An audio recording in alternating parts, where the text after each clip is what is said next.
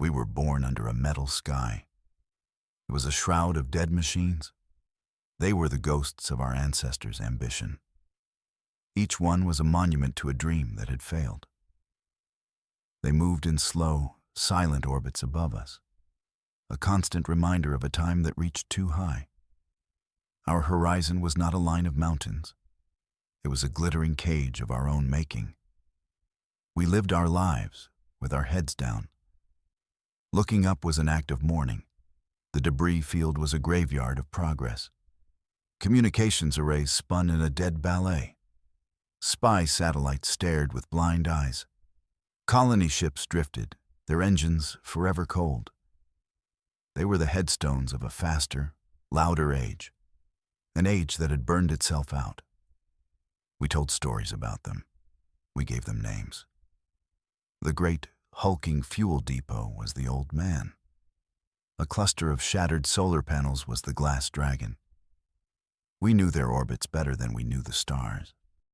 They were our constellations of failure. They were the sky of broken dreams. We were a people defined by this inheritance. We were the janitors of a golden age. Our greatest task was supposed to be simple. We were to clean the sky. We were to sweep away the past. For generations, that was the only plan. It was a sensible, boring, impossible task. It was a job without end. Then one of us spoke of a foolish plan. He was an architect of absurdities. He did not speak of clearing the junk. He spoke of building with it. He looked at the ghosts above and saw not a graveyard. He saw a quarry. He saw the bones of something beautiful. His idea was met with a great deal of silence. The silence was followed by quiet laughter. We had spent our lives trying to forget the sky. He wanted to climb up and live in it. The official reports called it resource misalignment, a polite way of calling someone completely mad. We just thought he had spent too long staring at the static. He said we should build a cathedral, a house for the quiet parts of the soul. He said we should build it from the scrap. We should take the failures of our ancestors, and from them we should forge a monument to hope. He was a fool or a prophet. We were not sure which. It was, perhaps, the most expensive form of recycling ever conceived. But his words did not fade away. The idea was a quiet fire in the dark. It was a spark in the cold logic of our lives. What if he was right? What if we could build something from the wreckage? Something that was not about function. Something that was purely about us. The thought was terrifying. It was also wonderful. Soon, thousands answered the call to create. It was not a command. It was a whisper that traveled through the networks. Engineers came first. They saw the impossible challenge and smiled. Artists followed. They saw the canvas of the void. Then came the historians, the poets, the dreamers. People left their sensible jobs. They packed their tools and their foolish hearts. We began gathering the ghosts. Little tugs moved into the graveyard. They nudged sleeping giants from their slumber. They gathered the broken pieces of our past. There were no orders from on high. There was only a shared blueprint in our minds. A shared, crazy, beautiful idea. We were going to build a god from garbage. The first weld joined two broken things together.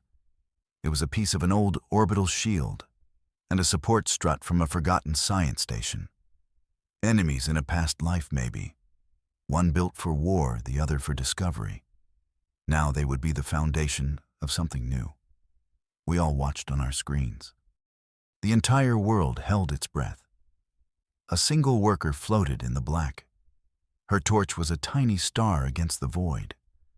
The hiss of the weld was the only sound. It was the sound of creation, a bright spark of impossible hope in the cold.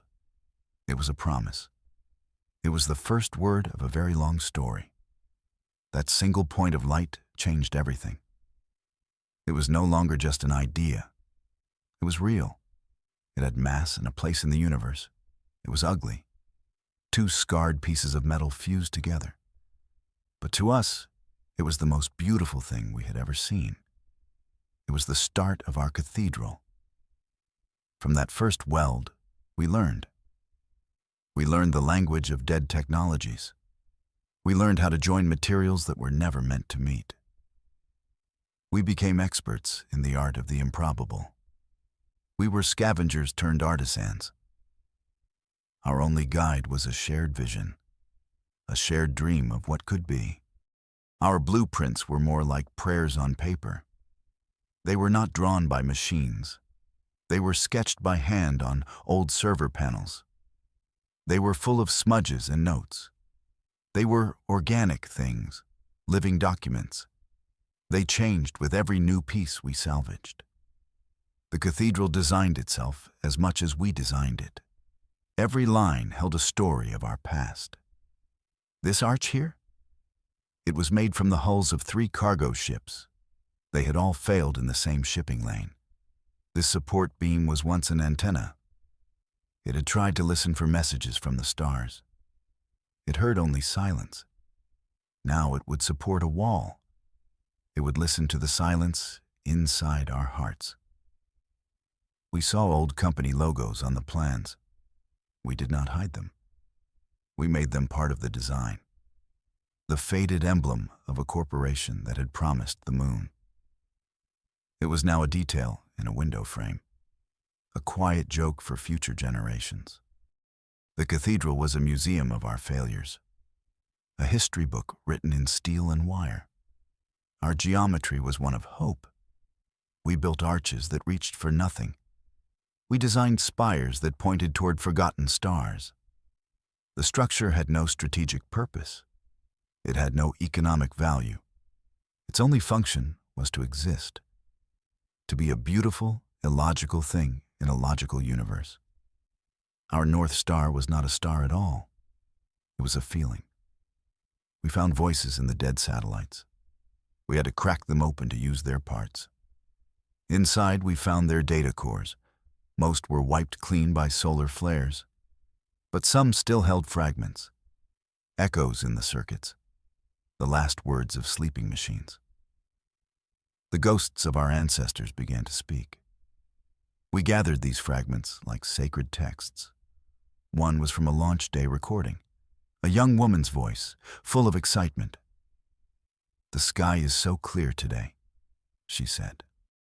"Anything feels possible." We built the console that held that chip into the main entryway. Her hope became our greeting. Another chip held a corrupted log from a colony ship. The message was just a loop of text. "Signal lost. We are blind. Tell them we tried. Signal lost." The words were a stark reminder of the cost of ambition. We wove that text into a wall with fiber optics. The words pulsed with a soft, mournful light. They were part of our story now. We found flight recorders from single-person ships. Short, personal messages never sent. "It's so quiet out here. I wish you could see this view. I think I made a wrong turn somewhere." These were the lonely whispers of the void. We made a chamber that played these whispers. A room full of quiet, lost souls. We did not just build with their machines. We built with their dreams and their fears. We built windows from forgotten solar arrays. The great starships had used sails of pure light. They were designed to drink starlight for fuel. Most of them were now shattered. They drifted like fields of black glass. We collected the shards. We learned how to stitch the broken pieces together. It was delicate work. Each panel was paper thin. Each one held a different charge from its life in the sun. Some glowed with a soft blue light. Others held a deep, burning red. They were the trapped sunsets of 1,000 lonely journeys. We wove them into vast, mosaic windows. When the sun hit them, our cathedral came alive. It did not create clear, simple light. It turned raw starlight into sacred colors. The halls were painted in shifting hues of sapphire and gold. To walk through them was to walk through a captured nebula. It was like living inside a dream. The light was not just for seeing. It was for feeling. It was the memory of 1,000 journeys, now home at last. We needed a heart for our cathedral, something to give it a center, a focal point for all the silence and light. We found it in the wreck of the starship Odyssey. Its failure was a legend taught to children, a story of reaching too far, too fast. Its great fusion engine had never fired. It was the most powerful thing we had never built. We towed the engine into the center of our structure. It was a massive, silent sphere of perfect engineering. We did not try to repair it. We did not try to make it work. Its failure was its purpose now. We revered its perfect, silent potential. We honored its broken dream. Our engineers spent years working on it. They did not try to start it. They tuned its decay. They tapped into its faint quantum signature. They amplified the slow, steady rhythm of its cooling core. They turned it into a pulse, a vibration so low you could not hear it. You could only feel it. It became the heartbeat of our cathedral. A great engine became the silent heart. It pulsed with a rhythm only the soul could feel. It was a constant, gentle thrum, a reminder of the power held in stillness, of the life that exists even in broken things. It was the beat of our collective heart given a home in the void. The work outlived its first builders. The project was too vast for one lifetime. We knew this from the beginning. It was not a flaw in the plan. It was the most important part of it. The cathedral was not a product. It was a promise passed from one generation to the next. We grew old in the low-gravity workshops. Our eyes grew tired of watching the stars. Our hands, scarred from a lifetime of welding, grew weak. We taught our children what we knew. We showed them how to read the ghost-haunted sky. We taught them the art of joining broken things. They learned to move in the void with a grace we never had. We saw them take our tools and make them their own. They found new ways to weave the light. They heard new songs in the silent engine's heart. They were not just finishing our work. They were adding their own voices to the choir. The cathedral grew under their hands. It became something more than we had imagined. The final piece was a small, unassuming plate of armor. It came from the first exploration ship to leave our system. Its name was long forgotten. The plate was placed by a young woman. Her grandmother had been the one to make that very first weld. Generations touching hands across time. A legacy of stardust. A promise kept. The day came when our work was finally done. The last tool was put away. The last comms channel fell silent. For decades, the void around us had been filled with noise. The hiss of welders, the shouts of workers, the hum of machinery. Now, there was only the gentle pulse of the engine heart. A deep and profound stillness settled over us. We offered our creation to the empty void. We had built a home for our collective soul. It hung against the backdrop of the earth, a beautiful, impossible jewel made of junk. It held our history, our failures, and our stubborn hope. We had done what we set out to do. We had taken our broken sky and made it whole. We did not know what to do next. For so long, the work was all that mattered. The building was the purpose. Now that it was finished, we felt a strange sense of loss. We just floated there, in the last silence, watching our impossible dream turn slowly in the starlight. We had made our statement. Now we waited for the universe to reply. An alien ship appeared without warning. It arrived in the way a thought arrives. It was not there, and then it was.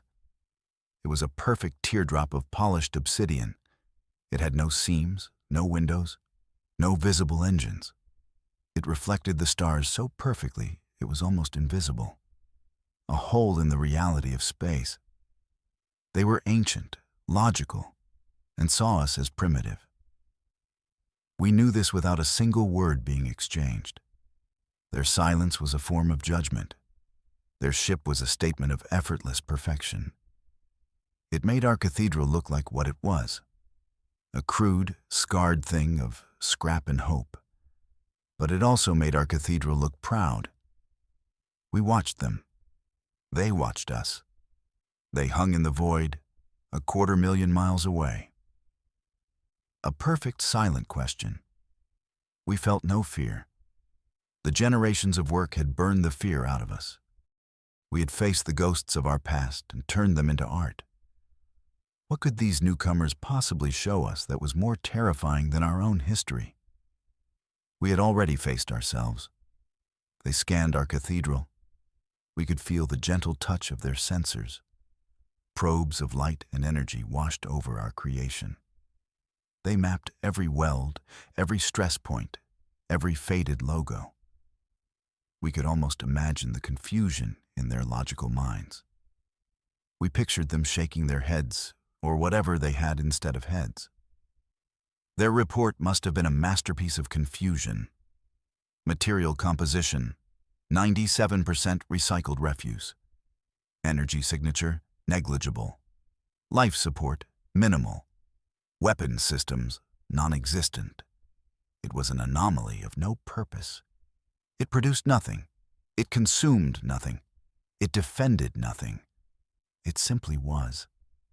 It was a monument to utter illogic. A structure of this size should be a fortress, or a factory, or a colony ship. Ours was none of those things. It was a giant, silent bell waiting to be struck. They probably concluded it was our version of a very fancy compost heap. A strange ritual of a young, foolish species. They could not find a reason for it. So they concluded it had no reason. They were not entirely wrong.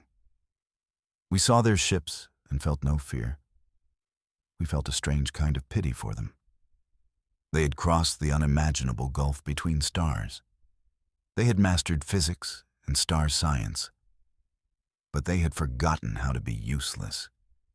They had forgotten the value of building something just because it is beautiful.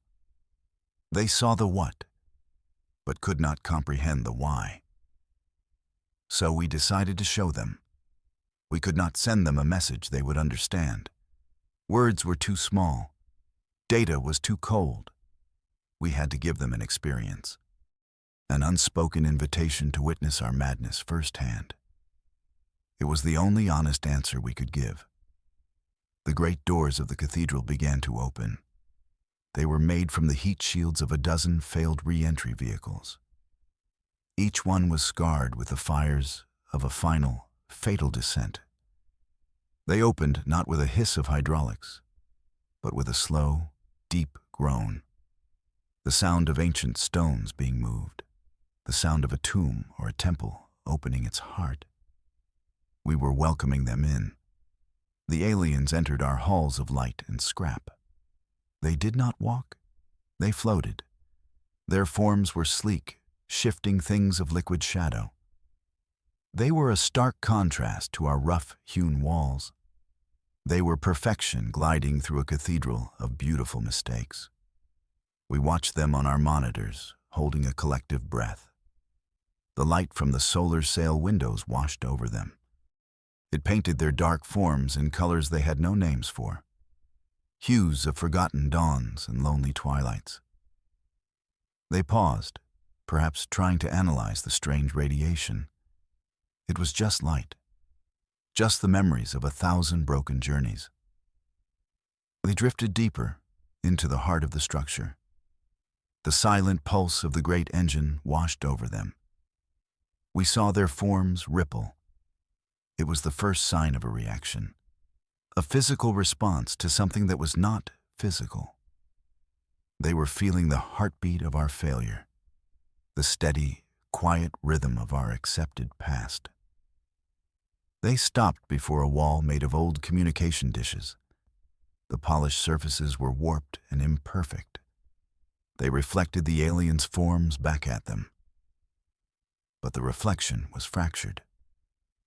Their perfect shapes were broken into 1,000 glittering shards of light. They stood before something they could not define. They saw themselves in our brokenness. And for the first time, they looked incomplete. Their report called us dangerously unpredictable. We caught the transmission burst as they left. It was a tight beam aimed at some distant star. It was not meant for us to hear. But we had gotten good at listening to the silence. Their report was not one of conquest or dismissal. It was a warning. To their own kind. They described the cathedral in cold, logical terms. They detailed its lack of function. They noted its composition of our own technological refuse. They could not understand it. And that was what terrified them. Their conclusion was simple. A species that builds gods from garbage is a paradox. They said a species that finds purpose in purposelessness cannot be trusted. A species that builds a monument to its own failures is not on a predictable path of development. They did not fear our weapons. We had none. They did not fear our ambition. Ours had already failed. They feared our art. They feared that we had discovered a truth of the universe that their logic could not compute. And they were right to be afraid.